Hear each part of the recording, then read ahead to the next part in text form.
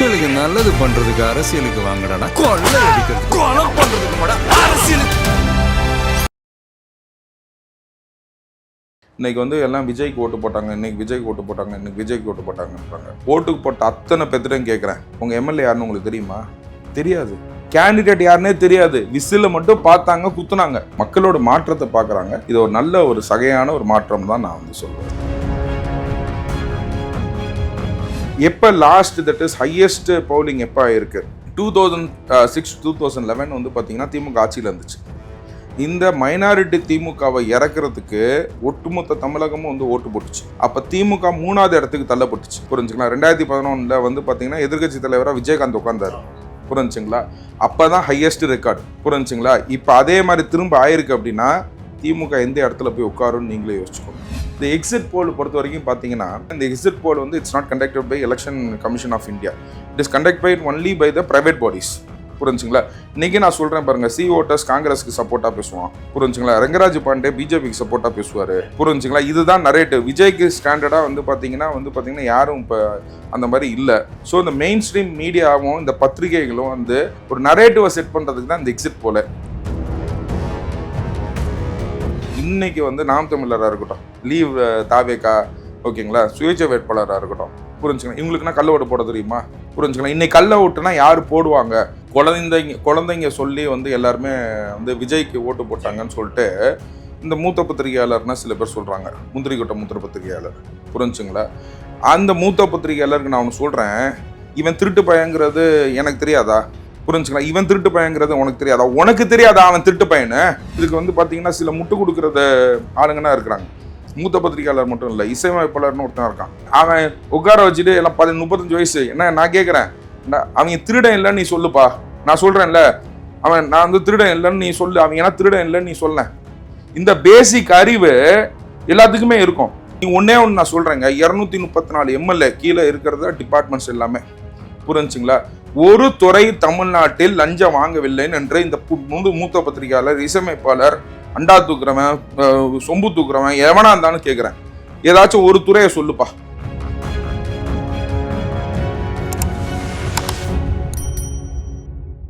Sir வணக்கம் sir. வணக்கம் sir. தேர்தல் முடிஞ்சதுக்கு அப்புறம் ஒவ்வொரு நாளும் ஒவ்வொரு விதமான ஒப்பீனியன்ஸு, அதுக்கப்புறமா இந்த கருத்து கணிப்பு அப்படின்ற பேரில் நிறைய ஸ்பிளிட் அப் நமக்கு நடக்கிறத பார்க்க வந்து முடியும் சார்.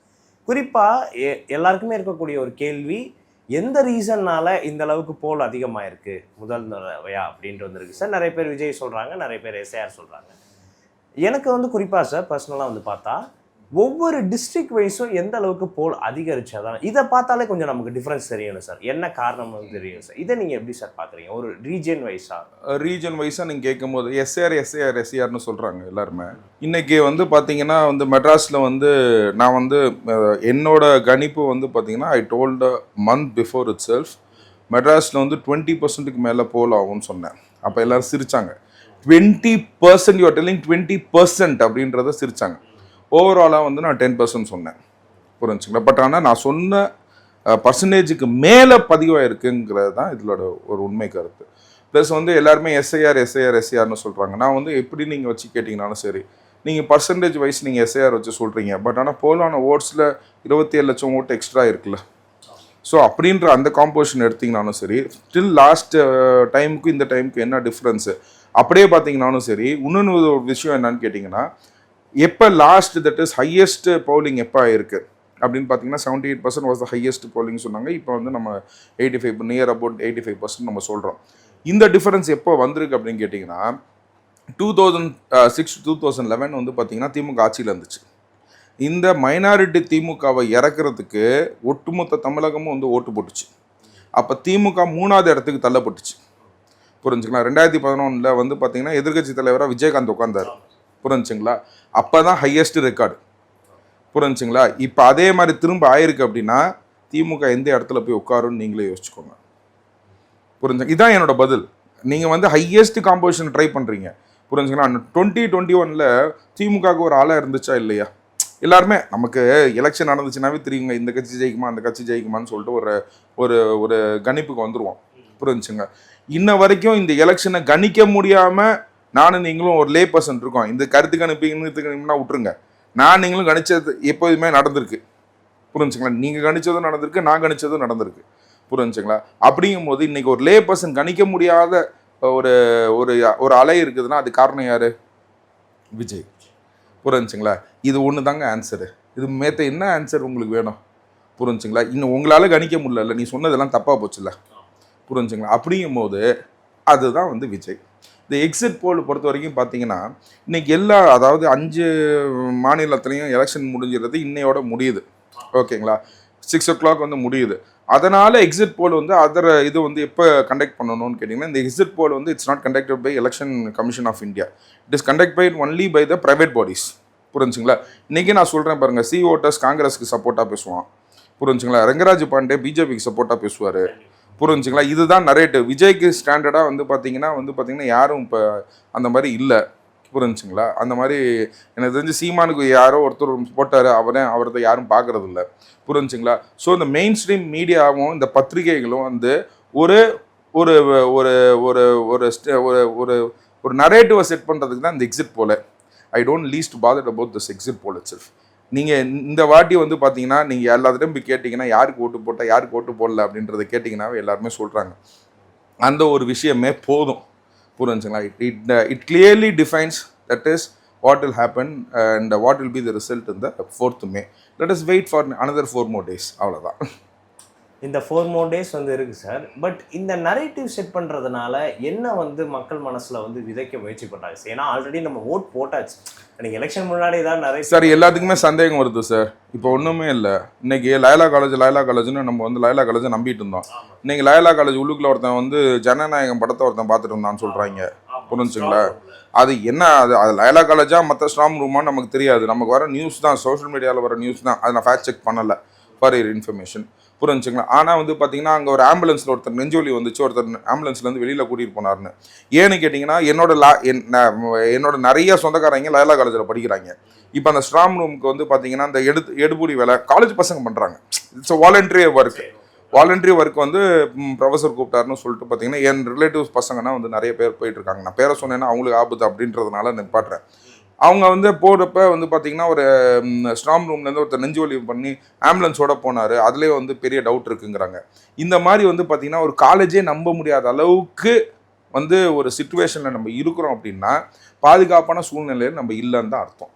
புரிஞ்சுங்களா? இந்த தான் நம்ம வந்து மாற்றணும்னு நான் சொல்லுவேன். வேற எதுவும் முறைகேடுகள் பண்ண வாய்ப்புகள் இருக்கிறதா பார்க்குறதா சார்? சார் எல்லா விதத்துலேயும் பண்ணுவாங்க சார். இப்போ வந்து ஏஐ டெக்னாலஜின்னு ஆயிடுச்சு. இப்போ வந்து முறைகேடுகளுக்கு இப்போ ஒரு விஷயத்தை செய்கிறதுக்கு செயல்முறைகள் இருக்குது. விதியை மீறுறதுக்கு வந்து பார்த்தீங்கன்னா வழக்கறிஞரான்னு கேட்டிங்கன்னா திருட்டு பயலுக்கு தான் நிறைய தெரியும். நீங்கள் வக்கீல்கிட்டையோ ஜட்ஜிட்டையோ போலீஸ்டையோ கேட்டிங்கன்னா அதெல்லாம் கண்டு தான் பிடிக்க முடியும், ஆராய தான் முடியும். புரிஞ்சுங்க? அலச தான் முடியும். புரிஞ்சுங்களா? ஃபஸ்ட்டு கண்டுபிடிக்கிறது யார் தெரியுங்களா? திருட்டு பைய. புரிஞ்சுங்களா? யார் இங்கே திருட்டு பைய? புரிஞ்சுங்களா? இந்த திருட்டு பயல்களை கண்டுபிடிக்கிறத நீங்கள் எப்படி சார் அனலைஸ் பண்ணுறீங்க அப்படின்னு கேட்கும்போது நம்ம அனலைஸ் பண்ணி ஜட்ஜ்மெண்ட் கொண்டு வந்து நம்ம வாதாடுறதுக்கு அதுக்கே நேரம் ஆகும்.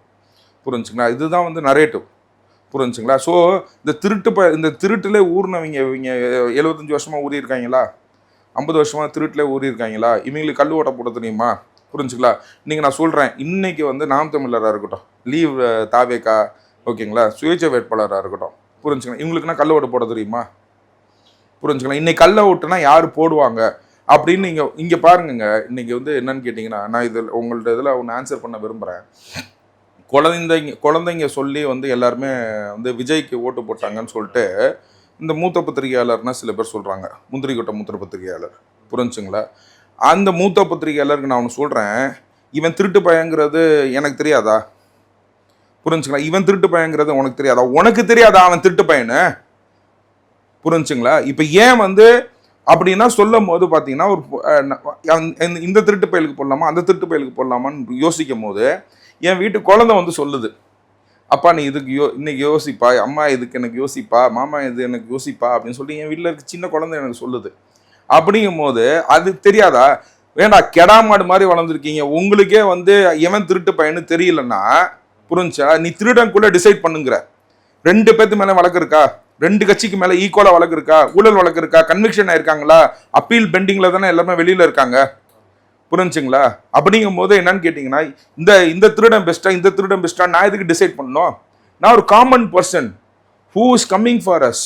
புரிஞ்சுங்களா? என்ன மாதிரி இருக்க ஒரு பர்சன் நாளைக்கு என்னை ஆளணும், புரிஞ்சுங்களா அப்படின்னு நினைக்கிறவங்க இதுக்கு வந்து பார்த்தீங்கன்னா சில முட்டு கொடுக்கறத ஆளுங்கன்னா இருக்கிறாங்க.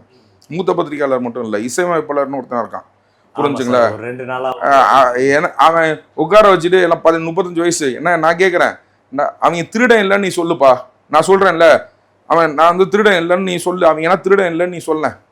இந்த பேசிக் அறிவு எல்லாத்துக்குமே இருக்கும். இவங்க என்ன திருடாங்களா, திருடன் இல்லையா, கொள்ளை அடிக்கிறாங்களா, கரப்ஷன் பண்ணுறாங்களா, லஞ்சம் வாங்குறாங்களா அப்படிங்கிறது நீ ஒன்னே ஒன்று நான் சொல்கிறேங்க. 234 எம்எல்ஏ கீழே இருக்கிறத டிபார்ட்மெண்ட்ஸ் எல்லாமே, புரிஞ்சுங்களா?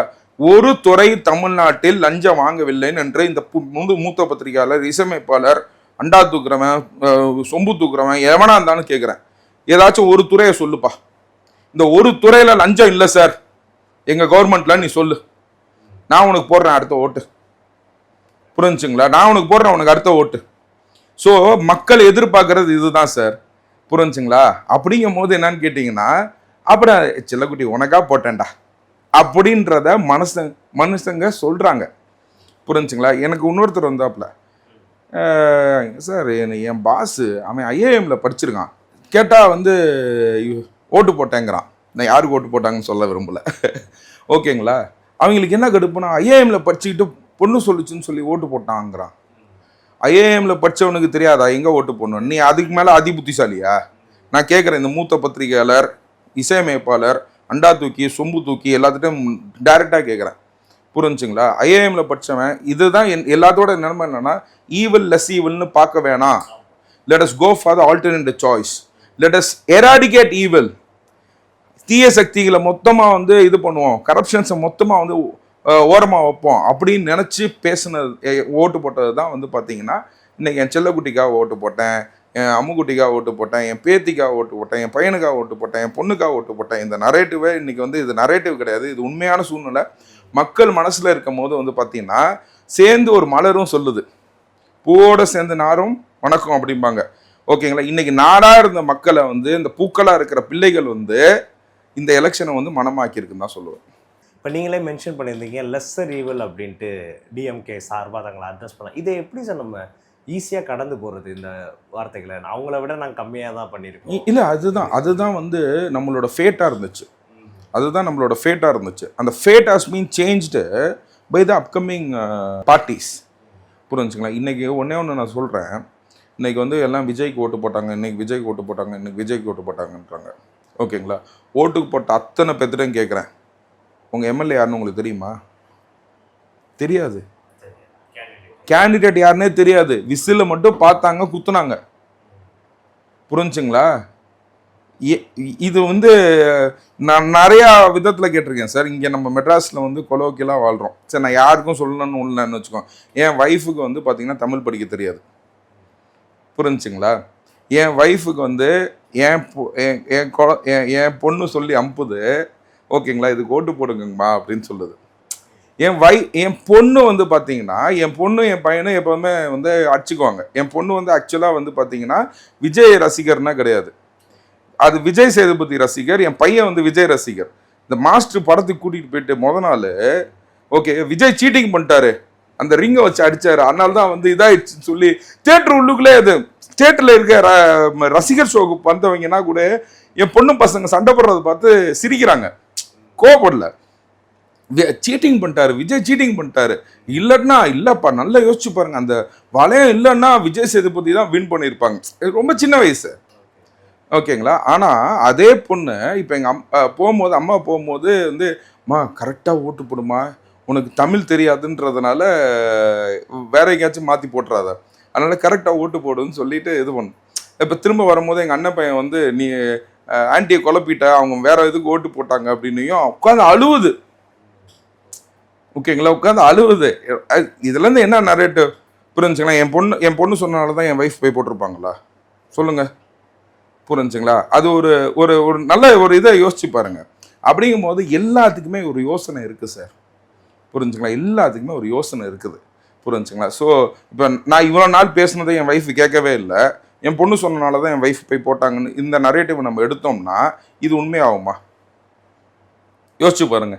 இப்போ இப்போ என் வழியா வந்து பார்த்தீங்கன்னா அவங்க ஜென்ரலாக வந்து பார்த்தீங்கன்னா அந்த அவங்க அந்த நார்த் மெட்ராஸ் சேர்ந்தவங்க அங்கே அவங்க ரிலேட்டிவ்ஸ்லாம் நிறைய பேர் விசிலுக்கு போட்டிருக்காங்க. ஓகேங்களா, போட்டு எனக்கு ஃபோன் பண்ணி சொல்கிறாங்க நாங்கள் விசிலுக்கு போட்டோம் அப்படின்னு. புரிஞ்சுங்களா, நான் இன்ன வரைக்கும் நான் ஆதரவுன்னு இன்னைக்கு வரைக்கும் ஒரு வார்த்தை சொன்னது கிடையாது. நான் வெறும் பேசுகிறேன் அவ்வளோதான். ஓகேங்களா, நான் தாவேகா கட்சிக்காரனோ தாவேகாக்கு ஆதரவாளரோ கிடையாது. புரிஞ்சுங்களா, ஆனால் இருந்தாலும் வந்து பார்த்தீங்கன்னா மக்களின் மனநிலை எப்படி இருக்குன்னு யோசிச்சு பாருங்க.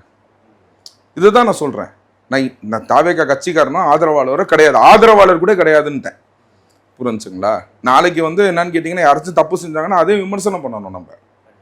புரிஞ்சுங்களா, அந்த இதில் தான் நம்ம இருக்கிறோம். ஆனால் எல்லாருமே மக்களோட மாற்றத்தை தான் பார்க்குறாங்க. ஓகேங்களா, மக்களோட மாற்றத்தை பார்க்குறாங்க. இது ஒரு நல்ல ஒரு சகையான ஒரு மாற்றம் தான் நான் வந்து சொல்வேன். மக்களுக்கு நல்லது பண்றதுக்கு அரசியலுக்கு வாங்கடா, கொள்ளை அடிக்கிறது கொலை பண்றதுக்கு